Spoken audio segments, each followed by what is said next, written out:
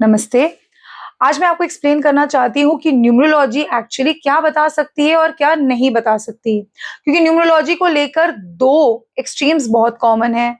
कुछ लोग ये सोचते हैं कि न्यूमरोलॉजी आपको सब कुछ बता सकती है, आपका future, marriage, money, success, everything. Not true. और कुछ लोग ये भी सोचते हैं कि न्यूमरोलॉजी का कोई मीनिंग ही नहीं है। Again not true. बट अगर आप इस सब्जेक्ट को ऑनेस्टली समझना चाहते हो तो ट्रूथ इन 2 एक्सट्रीम्स के बीच में है। न्यूमरोलॉजी एक सिंबॉलिक सिस्टम है। इसमें हम नंबर्स को पैटर्न्स के थ्रू समझने की कोशिश करते हैं, जैसे कि आपका डेट ऑफ बर्थ, मूलांक, भाग्यांक, name vibration, personal year energies और कुछ और लेयर्स। लेकिन सबसे पहले एक बात को समझना बहुत जरूरी है। नंबर्स आपकी लाइफ को लॉक नहीं करते। नंबर्स एक मिरर की तरह काम करते हैं। वो आपको आपके पैटर्न्स दिखा सकते हैं, टेंडेंसीज दिखा सकते हैं, आपको आपके स्ट्रेंथ्स दिखा सकते हैं, ब्लाइंड स्पॉट्स को दिखा सकते हैं। लेकिन नंबर्स आपकी जगह डिसीजंस नहीं ले सकते। आपकी लाइफ आपको खुद ही जीनी होगी। तो पहले बात करते हैं कि न्यूमरोलॉजी बता क्या सकती है। न्यूमरोलॉजी आपको आपके बेसिक नेचर को समझने में हेल्प कर सकती है।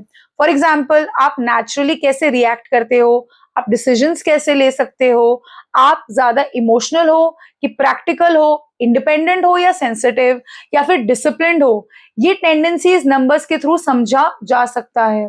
न्यूमरोलॉजी आपकी स्ट्रेंथ्स भी दिखा सकती है। किसी नंबर में लीडरशिप स्ट्रांग होती है तो किसी में सेंसिटिविटी, किसी में क्रिएटिविटी स्ट्रांग होती है, किसी में डिसिप्लिन और किसी में कम्युनिकेशन, किसी में एनालिसिस भी स्ट्रांग होता है और साथ ही किसी में नर्चरिंग क्वालिटी। लेकिन यहाँ पे एक इंपॉर्टेंट पॉइंट नोट करना बहुत जरूरी है। हर स्ट्रेंथ का एक शैडो साइड होता है। लीडरशिप का शैडो साइड होता है बहुत ज्यादा कंट्रोल करना। सेंसिटिविटी कभी कभी इमोशनल ओवरलोड बन सकती है, डिसिप्लिन रिजिडिटी बन सकती है, और क्रिएटिविटी अगर ठीक से बैलेंस नहीं है तो वो स्कैटर्ड एनर्जी बन सकती है। तो न्यूमरोलॉजी का काम सिर्फ ये बोलना नहीं है कि आपका नंबर ग्रेट है। उसका रियल काम आपको ये समझाना है कि आप की जो एनर्जीज हैं उसको आप मच्योर तरीके से कैसे यूज करें। न्यूमरोलॉजी रिपीटिंग पैटर्न्स को समझने में बहुत हेल्प कर सकती है। जैसे, मैं बार बार सेम टाइप के रिलेशनशिप पैटर्न में क्यों फंस जाता हूं, मैं इंपल्सिवली डिसीजंस लेता हूं या ओवरथिंक कर रहा हूं, अपनी स्ट्रेंथ को मैं किस तरीके से यूज करूं, किस तरीके से उस इम्बैलेंस को मैं बैलेंस में लेके आऊं अपनी स्ट्रेंथ्स में, मेरे नेचुरली किस टाइप के एनवायरनमेंट में ग्रोथ हो सकती है, मैं बेटर परफॉर्म कर सकता हूं। ऐसे क्वेश्चंस में आपको न्यूमरोलॉजी काफी क्लैरिटी दे सकती है। चलिए अब ये भी देखते हैं कि न्यूमरोलॉजी आपको क्या नहीं बता सकती।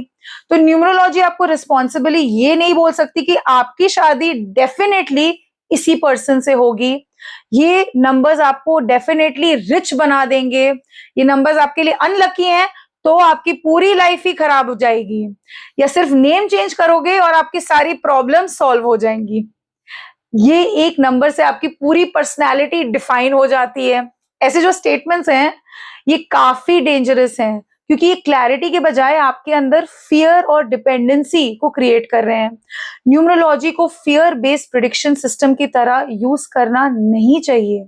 अगर कोई सिस्टम आपको पावरलेस बना रहा है, आपको वो गाइडेंस नहीं दे रहा, आपको डिपेंडेंट बना रहा है, तो वो सिस्टम आपके लिए सही नहीं है। न्यूमरोलॉजी आपको सही तरीके से गाइड कर सकती है, लेकिन ये आपकी इमोशनल मैच्योरिटी को रिप्लेस नहीं कर सकती, आपके पर्सनल एफर्ट को रिप्लेस नहीं कर सकती, ये किसी मेडिकल, लीगल, फाइनेंशियल या साइकोलॉजिकल सपोर्ट को भी रिप्लेस नहीं कर सकती, और ये आपके real life decision making skills को भी और उनकी रिस्पॉन्सिबिलिटीज को भी रिप्लेस नहीं कर सकती। तो न्यूमरोलॉजी को यूज कैसे करना चाहिए?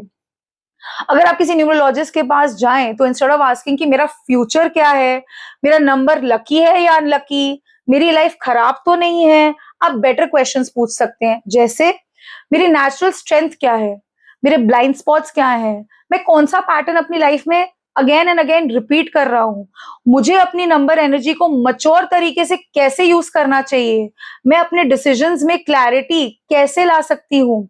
ये क्वेश्चंस न्यूमरोलॉजी को एक ज्यादा यूजफुल प्रिडिक्शन टूल बना सकते हैं, बिकॉज फिर न्यूमरोलॉजी फियर का टूल नहीं रहती, वो एक सेल्फ अवेयरनेस का टूल बन जाती है। मेरे लिए न्यूमरोलॉजी का सिर्फ एक ही पर्पस है, और वो फियर नहीं है, डिपेंडेंसी नहीं है, ब्लाइंड बिलीफ भी नहीं है, वो है क्लैरिटी। अगर आप न्यूमरोलॉजी को सही तरीके से समझते हो, तो नंबर्स आपको डायरेक्शन डेफिनेटली दे सकते हैं, लेकिन आपका डिसीजन, आपके एक्शन और आपकी ग्रोथ, ये सारा कुछ आपकी खुद की रिस्पॉन्सिबिलिटी है। सो रिमेंबर, नंबर्स आपको आपके पैटर्न्स दिखा सकते हैं, नंबर्स आपको आपके स्ट्रेंथ दिखा सकते हैं, नंबर्स आपको आपके ब्लाइंड स्पॉट्स दिखा सकते हैं, बट नंबर्स आपकी लाइफ आपके बिहाफ पे नहीं जी सकते। अगर आज इस गाइडेंस से आपको कोई इंसाइटफुल, कोई भी इंपॉर्टेंट यूजफुल मैसेज मिला है, तो इस वीडियो को जरूर लाइक करिए और अपने friends and family, near and dear ones के साथ और साथ ही सीरियस एंथुजियास्ट एंड लर्नर्स के साथ शेयर करिए। और अगर आज न्यूमरोलॉजी को आप आगे भी सिंपल और ग्राउंडेड और प्रैक्टिकल तरीके से समझते रहना चाहते हैं, तो इस चैनल को जरूर सब्सक्राइब करिए। मैं ऐसे ही इंसाइट्स आपके साथ एजुकेशनल गाइडेंस को आगे लाती रहूंगी। जो रेजोनेट करे उसे इग्नोर मत करना। जय माँ दुर्गे।